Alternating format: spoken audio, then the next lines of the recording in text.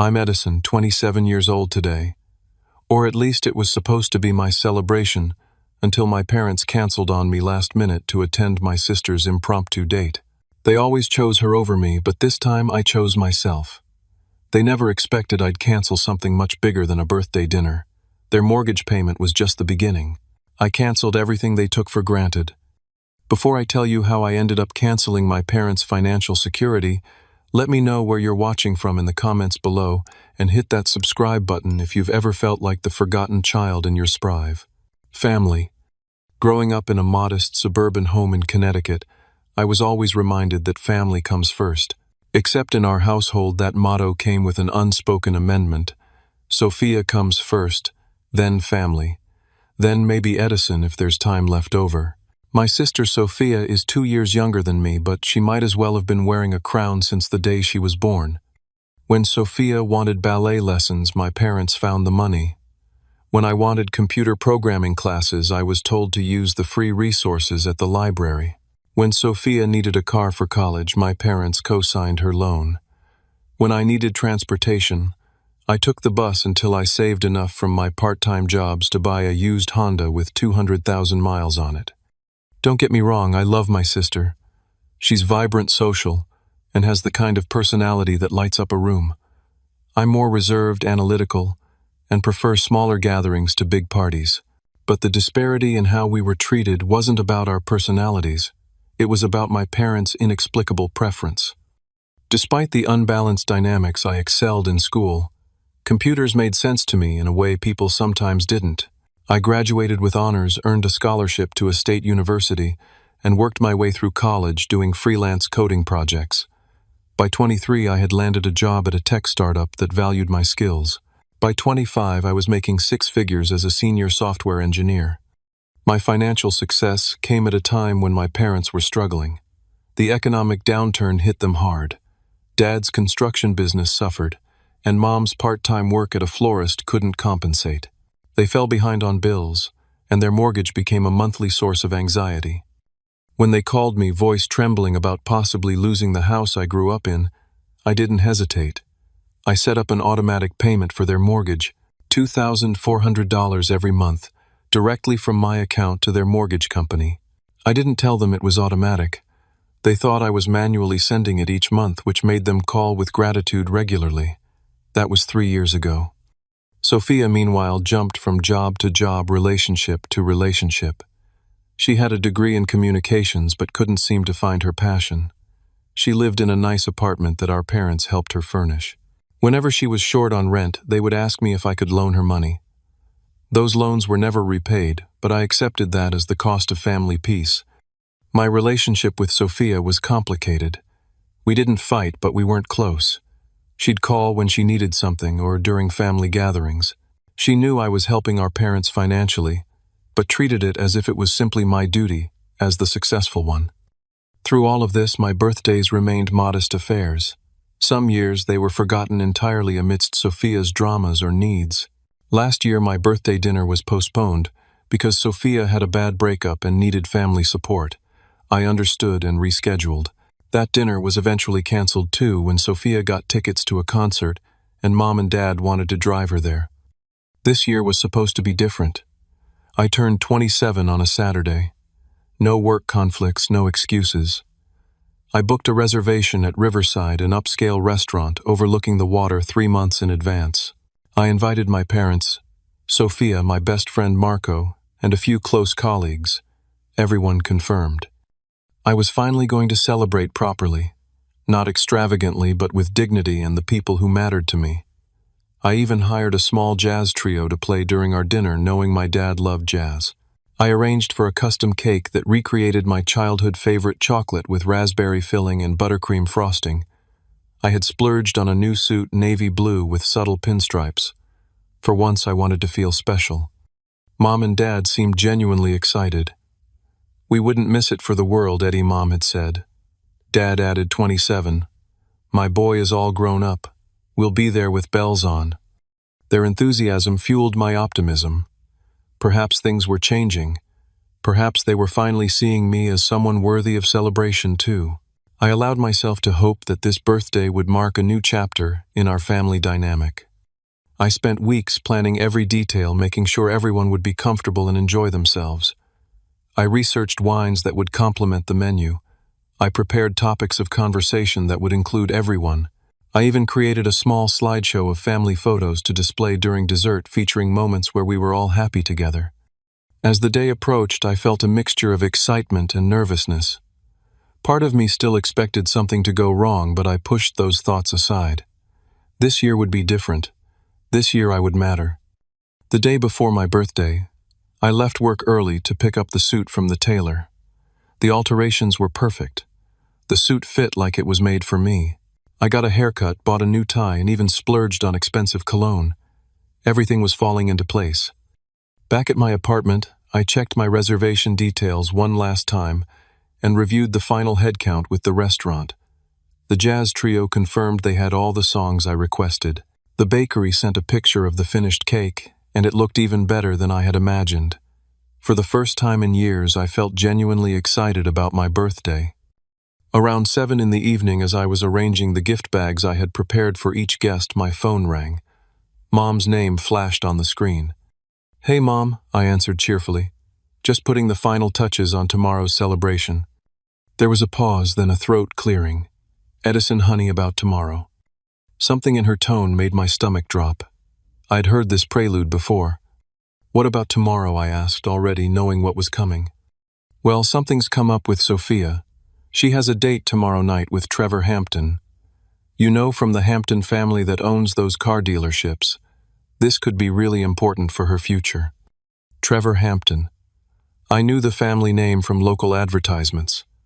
They were wealthy, influential people in our town. The kind of connection Sophia would value. "Mom," I said slowly, "tomorrow is my birthday dinner. We've had this planned for months." "I know, sweetheart, and we feel terrible. But this opportunity for Sophia just came up today. Trevor called her out of the blue. He's only in town for the weekend. So Sophia is canceling on my birthday dinner for a last-minute date," I clarified, my voice tight. "Well, not just Sophia. Your father and I need to be there too. Trevor's parents invited us all to join them at La Maison for dinner. It's important that we make a good impression. You understand, right? This could be a real turning point for your sister." La Maison, the most expensive restaurant in town. The irony wasn't lost on me that they were canceling my carefully planned dinner at Riverside to attend a more extravagant meal elsewhere. "What about my birthday, Mom? The reservation, the jazz trio, the custom cake, everything's paid for and confirmed." "Oh, Edison," she sighed as if I was being unreasonable. "You can celebrate your birthday any time. You're 27, not 7. This thing with Trevor could affect Sophia's whole future. She really likes him, and his family is very well connected."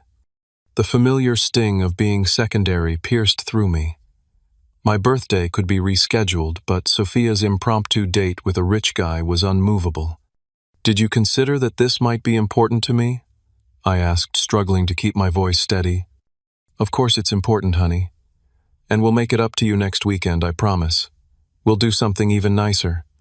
Next weekend, always pushed to another time, another day that was more convenient for everyone else. I'd heard this promise before. "Edison, are you still there?" "Yes," I replied flatly. "Don't be upset, sweetie. Sophia really needs this opportunity, and you're always so understanding. That's what we love about you. You're our rock." Their rock. Their financial support. Their reliable son, who would always understand when he was passed over for Sophia. "Fine," I said finally. "Have a good time tomorrow." "Thank you for understanding, Edison. That's why you're so special. We'll call you tomorrow. Okay? Love you." The call ended, and I stood in my silent apartment, surrounded by the gift bags I'd prepared. One for Mom, a delicate silver bracelet with her birthstone. One for Dad, vintage jazz records I'd hunted down for months. One for Sophia, a personalized leather journal with her name embossed in gold. I called the restaurant to reduce the reservation from 6 people to 2. Marco would still come.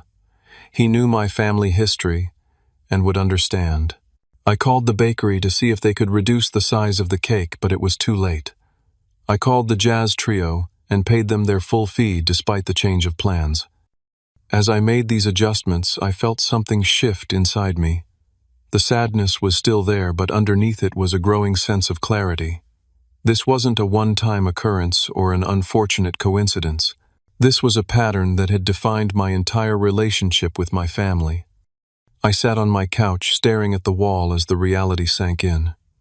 Nothing had changed since childhood. I would always be the one expected to understand, to accommodate, to sacrifice. And they would always take it for granted that I would. The worst part wasn't even the cancellation itself. It was the assumption in my mother's voice that of course I would understand. Of course I would step aside for Sophia. Of course my birthday, my feelings, my efforts didn't really matter. For the first time, I allowed myself to truly feel the weight of all the disappointments, all the times I'd been sidelined for Sophia. The pain that had been building for years crystallized into something sharper, clearer. This wasn't just about a birthday dinner. This was about my place in my family, about my worth in their eyes. I went to bed that night with the gift bag still sitting on my coffee table, silent reminders of my perpetual position as an afterthought. The pattern started early. When I was 8, my birthday party was scaled down because Sophia had a dance recital the same weekend. By 10, I learned not to expect much. My birthdays were quick affairs, often overshadowed by Sophia's activities or needs. My 16th birthday, traditionally, a milestone, was barely acknowledged because Sophia, then 14, had made it to regional finals in a beauty pageant. College acceptance was another telling moment. When my Stanford acceptance letter arrived, there was brief congratulations before conversation shifted to Sophia's upcoming prom. When Sophia got accepted to our state university with a partial scholarship, our parents threw a party and invited the extended family. Financial sacrifices began early too. I started working at 16, saving for college. My parents encouraged this independence. "You're so responsible, Edison. Not like your sister. She needs more guidance." This guidance translated to financial support that was never equally available to me.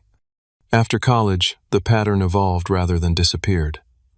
When I got my first apartment, I furnished it with second-hand items and gradually saved for better pieces. When Sophia moved into her first place, our parents helped her buy new furniture, citing her need to make the right impression in her social circles. The mortgage arrangement began during a family dinner 3 years ago. Dad looked unusually stressed, barely touching his food. Mom kept giving him worried glances. "Everything okay?" I asked. After an uncomfortable silence, Dad admitted they were 3 months behind on their mortgage. The bank had sent a final notice. His construction business had lost several contracts, and they'd been using credit cards to stay afloat. "We might have to sell the house," Mom said tearfully. 30 years of memories. The family home. The place where, despite everything, I still felt connected to my roots. The thought of strangers living there, or worse, the bank repossessing it, was unbearable. "How much is the monthly payment?" I asked. $2,400. Dad said, his voice heavy with defeat. "We've tried refinancing, but our credit scores have taken a hit." That night I set up the automatic payment from my account. I didn't make a big show of it, just told them I would help out until they got back on their feet. Their gratitude seemed genuine, tearful even.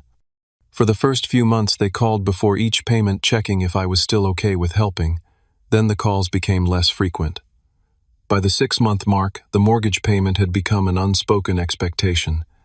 I tried discussing the unfair treatment once, about 2 years ago. We were at Sunday dinner and Sophia had just announced she was quitting another job because it wasn't fulfilling. Mom and Dad were supportive, assuring her the right opportunity would come along. I gently pointed out that perhaps Sophia needed to build some resilience, that finding fulfillment often requires working through difficult periods. Mom bristled immediately. "Not everyone is like you, Edison. Sophia is sensitive. She needs to find work that nurtures her spirit." "And what about nurturing her bank account?" I asked. "Or her sense of responsibility?" Dad stepped in. "Your sister is finding her way. We need to support her journey." "And my journey?" I asked. "Does that get equal support?" The table fell silent. Then Mom reached over and patted my hand. "You're different, Edison. You've always been independent, always known your path. Sophia needs more guidance." Different, independent. The code words for, "We don't need to worry about you," or "We don't need to prioritize you." I tried therapy after that dinner.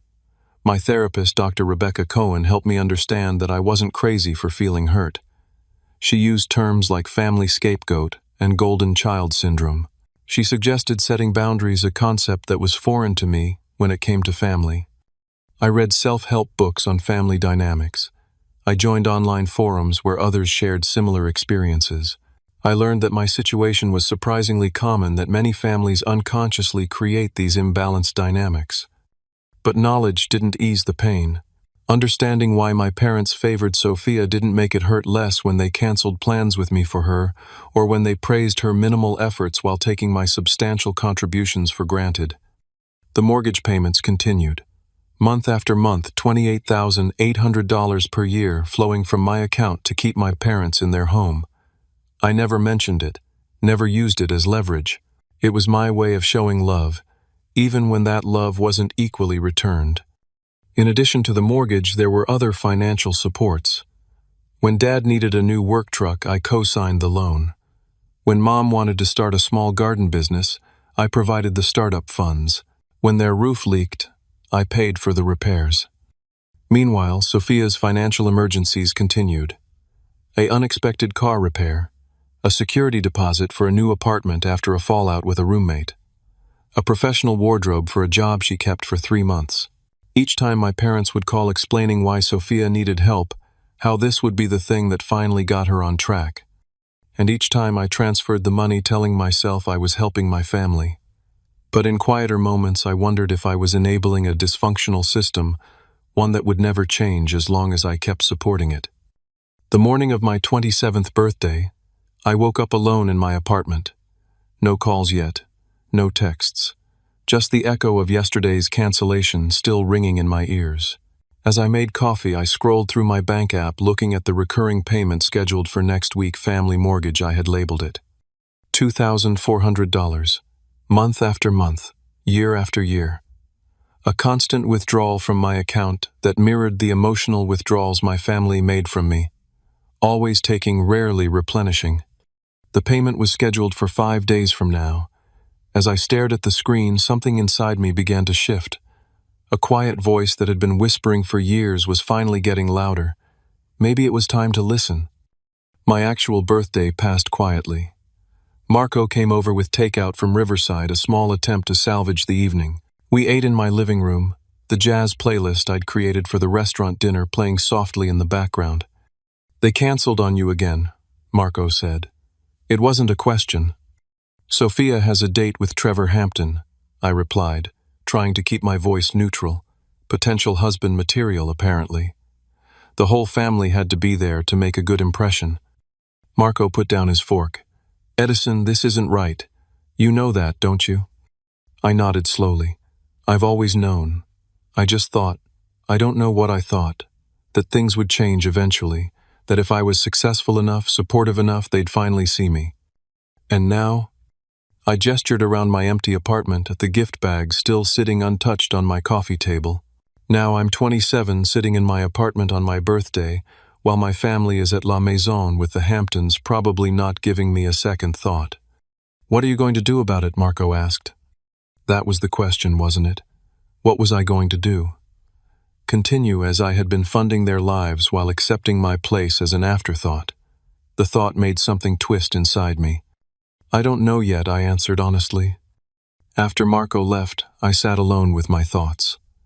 The apartment felt too quiet, too empty. I opened my laptop and pulled up my banking information, staring at the list of payments to my parents' mortgage company. 36 payments over 3 years. $86,400 total. What had I received in return? Occasional gratitude that faded as the payments became expected. My sister continued to be the priority. My birthday dinner could be canceled without real consideration. I thought about what Dr. Cohen had said during our last session. Boundaries aren't about controlling others. They're about clarifying what you will and won't accept in your life. What was I willing to accept? The question rattled around in my mind as I clicked through my bank statements, looking at all the ways I'd financially supported my family while receiving little emotional support in return. Around midnight, I called Marco. "I think I'm going to stop paying their mortgage," I said when he answered. Silence on the other end then. "That's a big move, Edison. Are you sure?"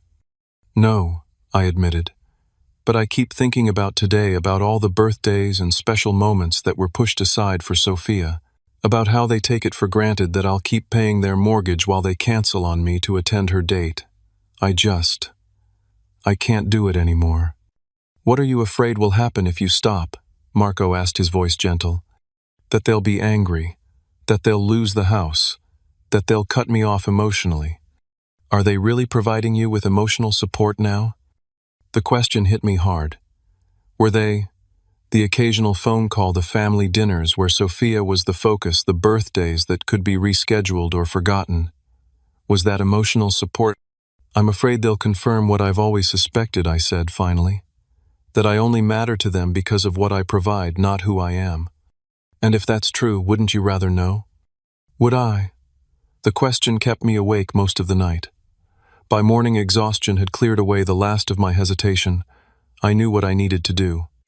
I sat at my desk and pulled up my banking app. The recurring payment was there, scheduled for 5 days from now. My finger hovered over the cancel recurring payment button. Was I really going to do this? Cut off the financial support that had been a constant for 3 years, the support that in my mind had been my way of proving my worth to my family. I thought of my mother's voice on the phone. "You can celebrate your birthday any time." The casual dismissal of something important to me. The assumption that I would understand, accommodate, step aside for Sophia. Always for Sophia.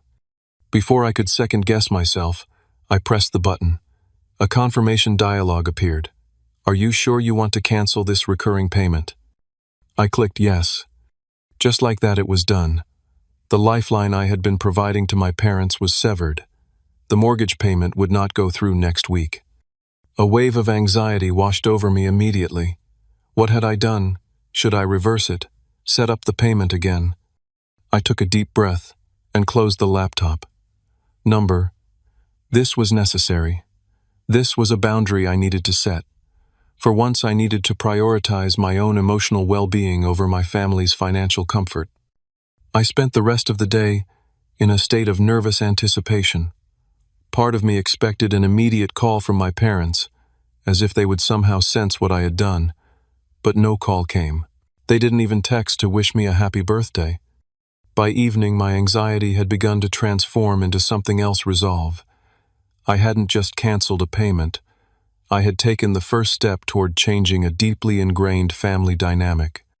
I texted Marco I did it. Canceled the mortgage payment. His reply came quickly. "Proud of you, E. It won't be easy, but it's the right move. I'm here whatever happens." That night I slept better than I had in months, perhaps years. The weight of expectation of always being the responsible one, the provider, had lifted slightly. For the first time in a long time, I felt like I had taken control of my own story. The bank would notify my parents about the failed payment. There would be consequences, conversations, probably conflict. But for now, I had done something for myself. I had said in the only language my family seemed to understand that I mattered too. 5 days passed with no contact from my family. No belated birthday wishes, no mention of how the dinner with the Hamptons went. Just silence, as if I had ceased to exist once I wasn't needed for anything. On the 6th day, my phone exploded with notifications. 3 missed calls from Mom, 2 from Dad, and a text from Sophia. What the hell, Edison? Call Mom and Dad now. I knew what had happened. The mortgage payment had failed to process. The bank had notified them. The moment of reckoning had arrived. I waited an hour before calling back, using the time to center myself. When I finally dialed, Mom answered on the first ring. "Edison, thank goodness. There's been some mistake with the mortgage payment.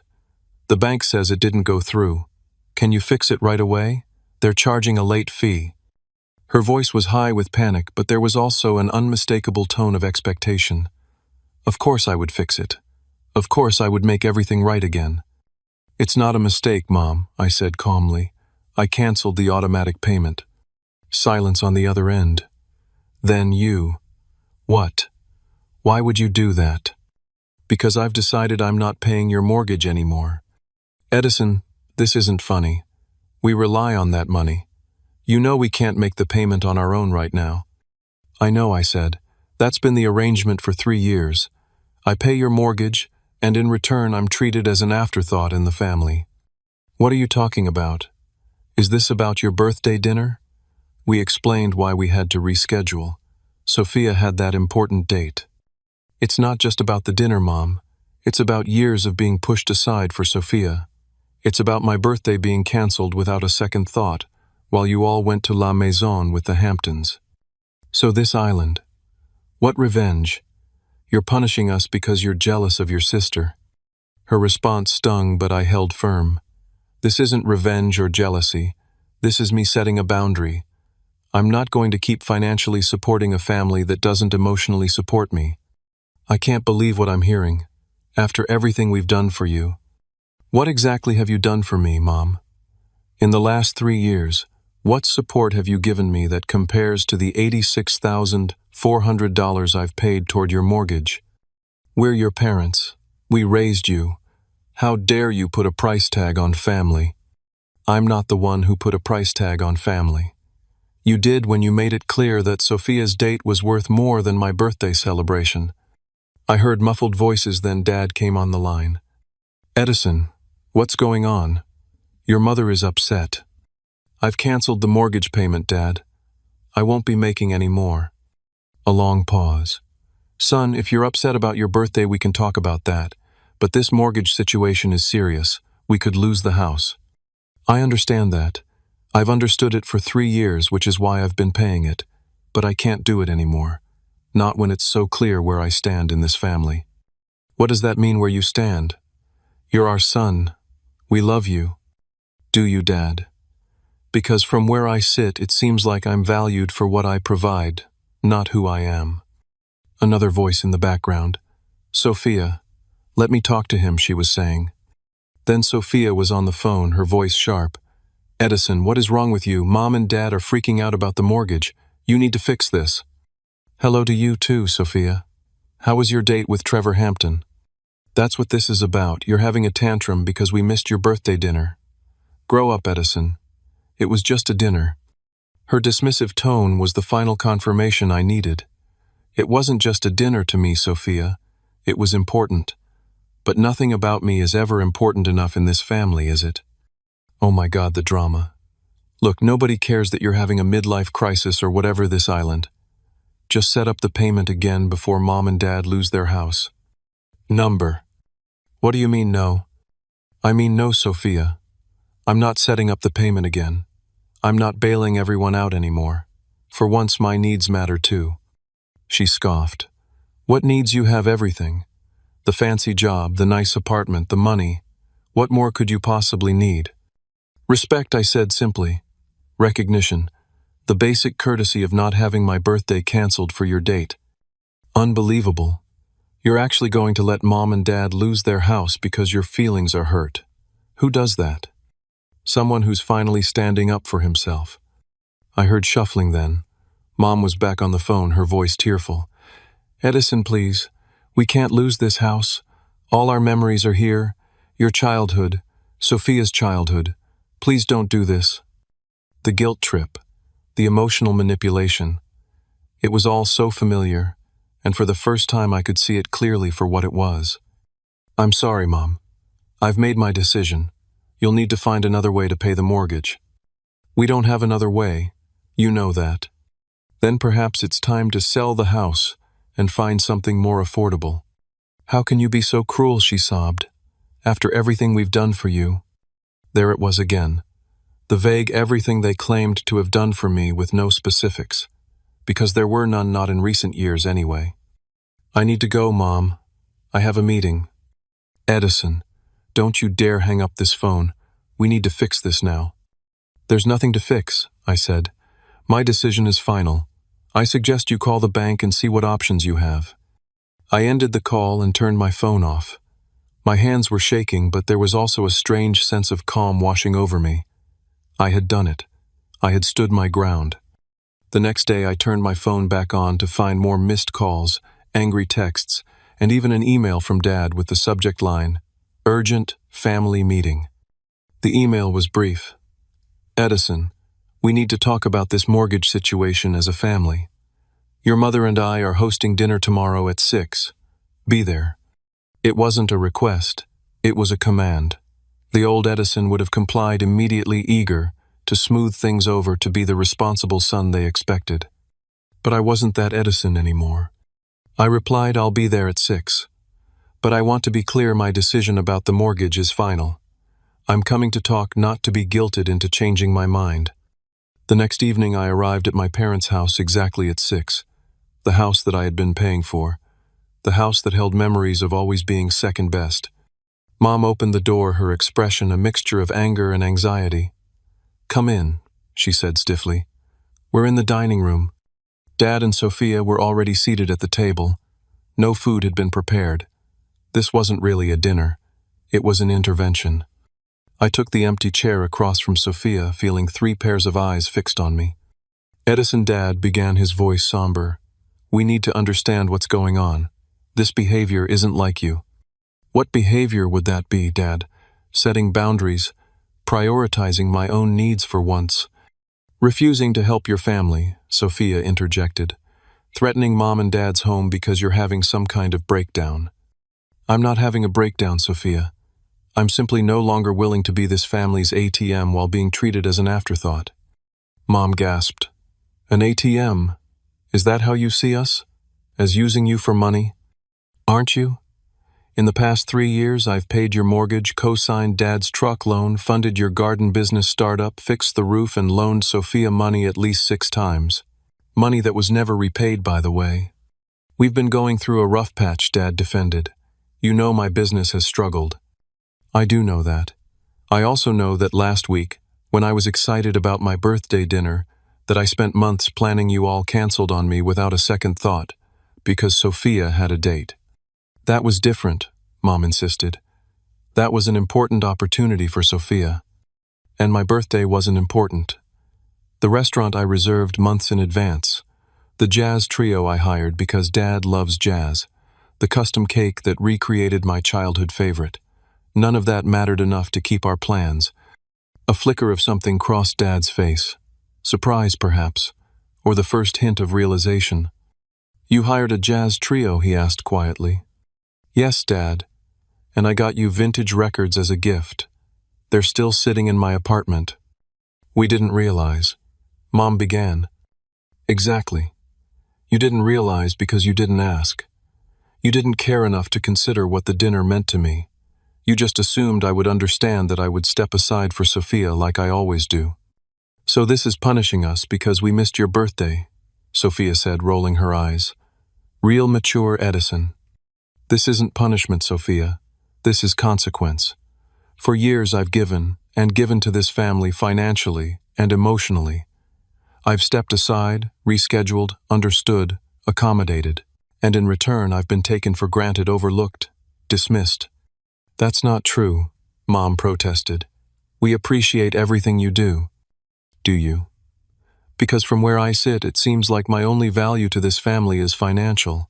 As long as the mortgage gets paid and Sophia gets her loans, everyone's happy. But when I want something emotional, like having my family attend my birthday dinner, suddenly, that's negotiable." Dad shifted uncomfortably in his chair. "Son, we love you. Not because of what you provide, but because you're our son." "Then why don't you show it, Dad?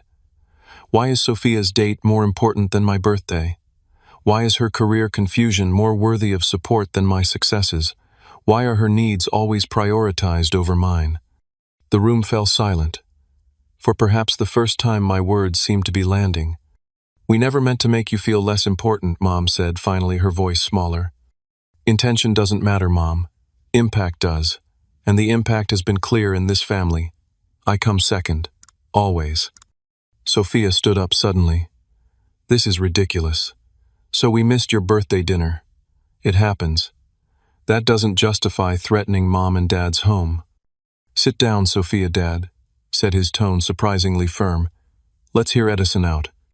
Sophia looked shocked, but complied, crossing her arms defensively.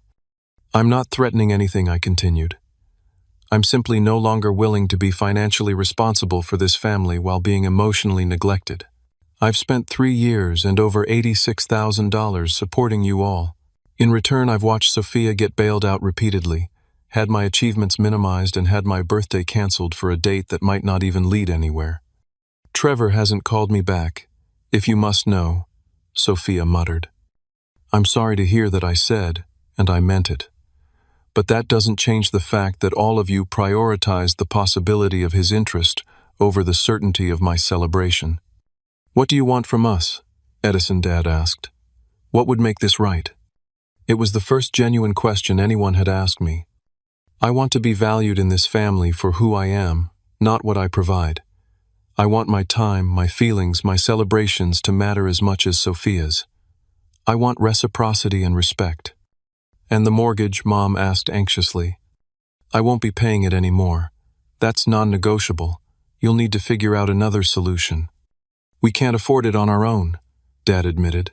We might have to sell.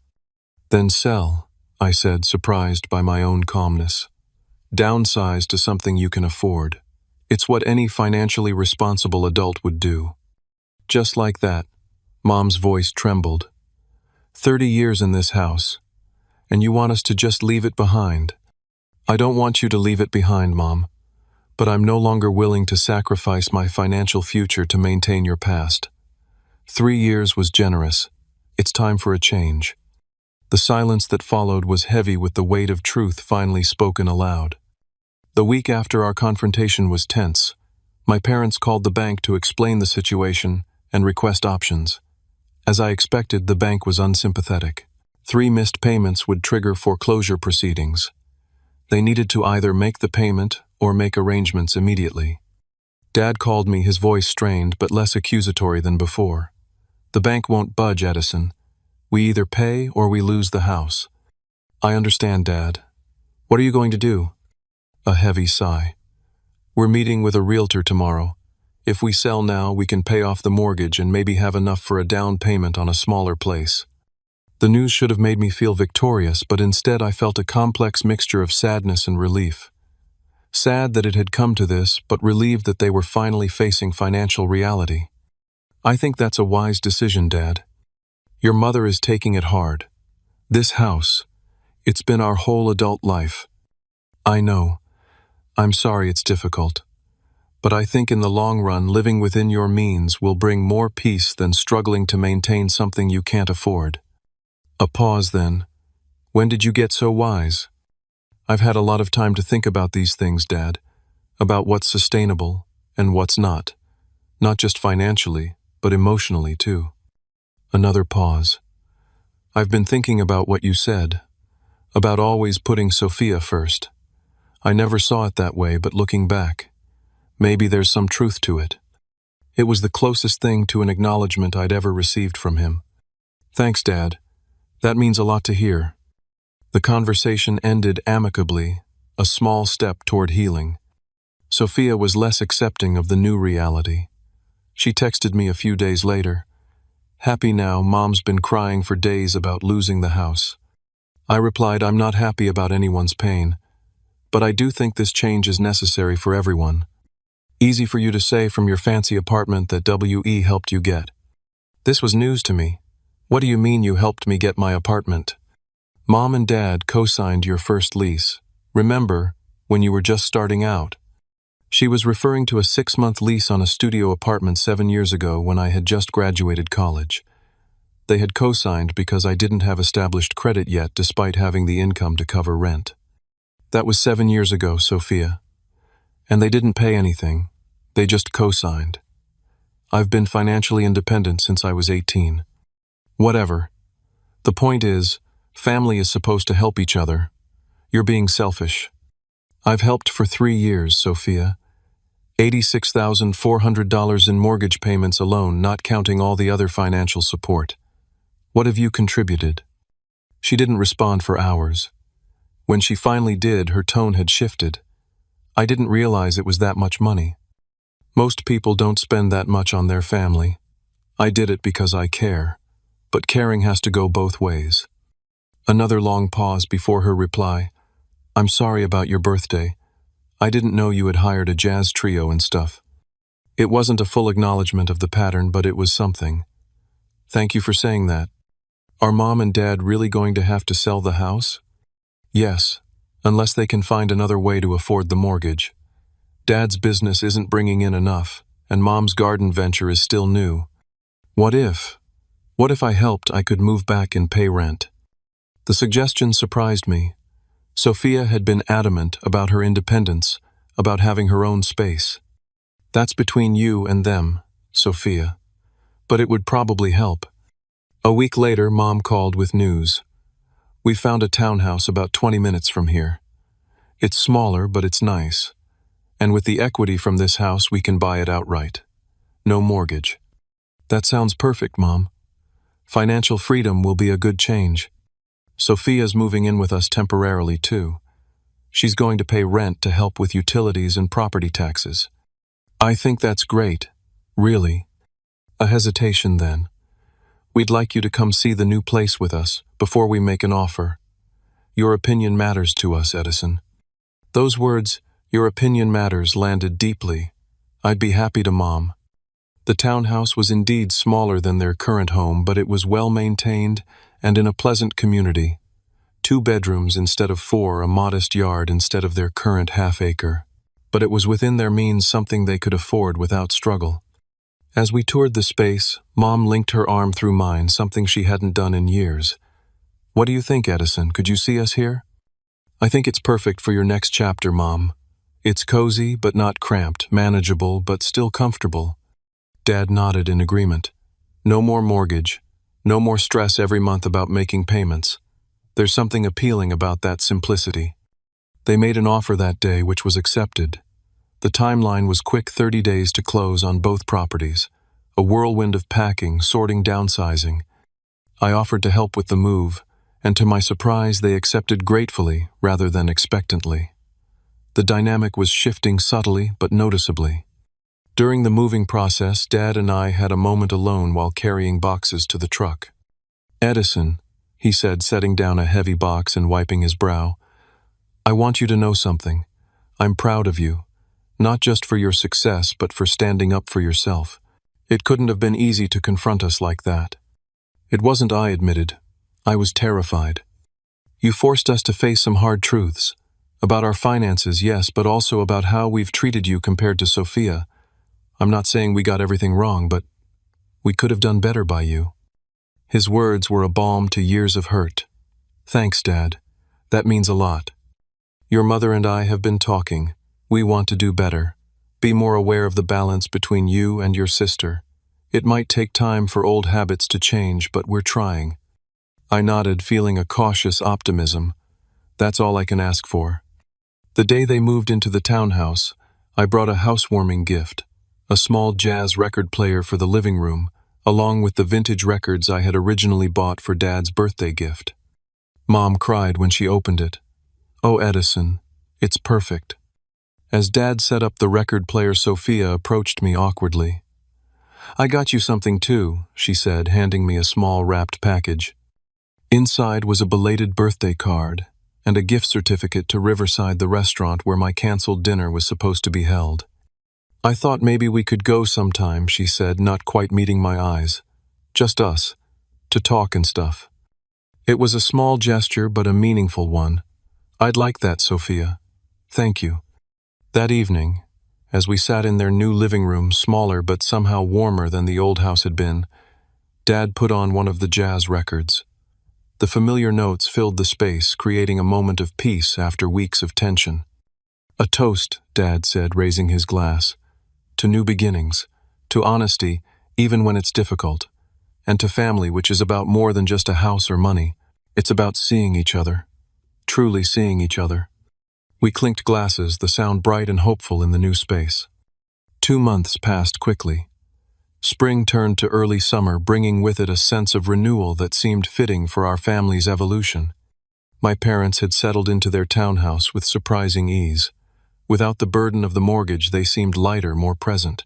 Dad's business had picked up slightly, and Mom's garden venture was gaining local clients.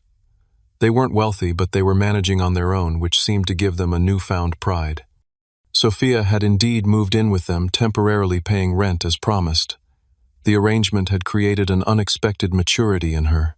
She had found a job at a marketing firm and was sticking with it, coming home with stories about projects and colleagues rather than complaints about being unappreciated. As for me, I had continued my therapy sessions with Dr. Cohen, working through the complex emotions that had surfaced during the confrontation and its aftermath. Guilt still crept in occasionally, but it was less overwhelming now, balanced by a growing sense of self-worth. The most significant change came 6 weeks after the move. My parents called and invited me to dinner at their townhouse. "We want to celebrate your birthday properly," Mom said. "We know it's late, but it's important to us." When I arrived, I was surprised to find their small dining room decorated with tasteful birthday banners. A chocolate cake with raspberry filling and buttercream frosting sat on the counter, almost identical to the one I had ordered for my canceled celebration. "We asked the bakery to recreate it," Dad explained, seeing my surprise. "From your description." Dinner was simple but thoughtful. All my favorite foods prepared with care. No jazz trio, but Dad had created a playlist of jazz standards that played softly in the background. After dinner, Mom brought out a small wrapped box. "This isn't much, but we wanted you to have something meaningful." Inside was a vintage watch that had belonged to my grandfather. "Dad always said this would be yours someday," Mom explained. We thought, "Why wait? You should have it now." The watch was beautiful, a classic timepiece with sentimental value that far outweighed any monetary worth. I don't know what to say. I managed, genuinely moved. "You don't need to say anything," Dad replied. "Just know that we're sorry, Edison. Sorry for the times we've made you feel less important, less valued. You deserve better from us." "We can't change the past," Mom added, "but we can work on the future, being more mindful, more equal in how we treat you and Sophia." Speaking of Sophia, she had been unusually quiet during dinner. Now she pushed a card across the table to me. "I got you something too." Inside the card was a handwritten note. "Edison, I've been thinking a lot about what you said, about how I've been the favorite all these years. I never saw it that way before, but looking back I can see you were right. I'm sorry for taking you for granted and for not appreciating all you've done. I'm working on being more self-sufficient and less selfish. Thank you for the wake-up call, even though it was hard to hear. Love, Sophia." Attached to the card was a check for $1,000. "It's not much compared to what you've given me," she said, "but it's a start. I'm going to pay back all those loans eventually." The gesture, more than the money itself, represented a significant shift in our relationship.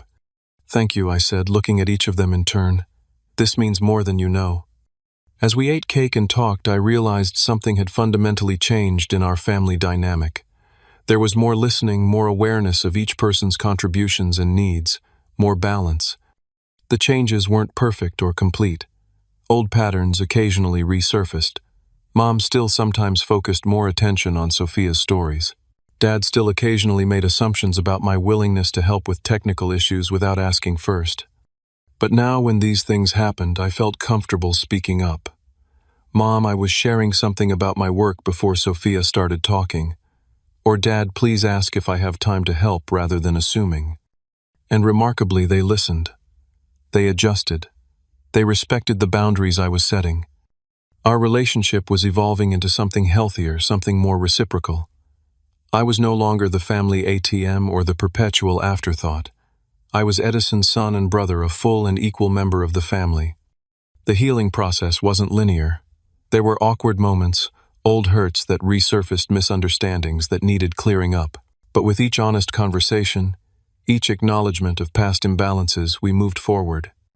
I continued to help my family when I could, but now it was from a place of choice rather than obligation or search for validation.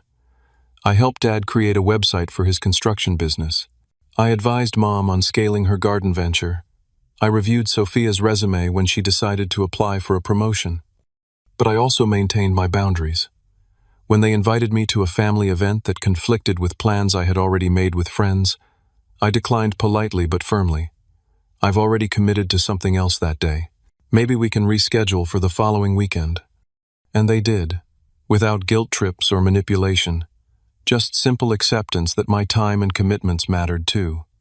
The most profound change, though, was within me. The weight of resentment I had carried for years had lightened. I no longer felt the need to prove my worth through financial support or constant accommodation. I had found my voice, and in doing so had discovered a new sense of peace. Dr. Cohen called it reclaiming my personal power, and that felt right. I had taken control of my place in the family narrative, refusing to accept the role of perpetual supporter without reciprocal support. The journey wasn't about revenge or punishment as my family had initially feared. It was about establishing balance, about creating healthier patterns that allowed all of us to be seen and valued for who we were, not just what we could provide. In the end, canceling that mortgage payment was about much more than money. It was about sending a message that I mattered too, that my birthday deserved celebration, that my feelings deserved consideration, that I was not just a resource to be tapped when needed and ignored when inconvenient. And somehow, through the pain and confrontation, that message had finally been heard. As summer bloomed fully, I found myself looking forward to family gatherings rather than dreading them. I found joy in our interactions rather than suppressed hurt. I found authentic connection rather than transactional exchanges. It wasn't perfect, but it was progress, real, meaningful progress. And that was worth more than any mortgage payment could ever be. Have you ever had to set a difficult boundary with family members who took you for granted? What was the hardest part about standing up for yourself? Share your experiences in the comments below. If this story resonated with you, please hit that like button and subscribe to hear more stories about finding strength and self-worth in challenging relationships. Thank you for listening, and remember, sometimes the most loving thing you can do for others and yourself is to establish healthy boundaries.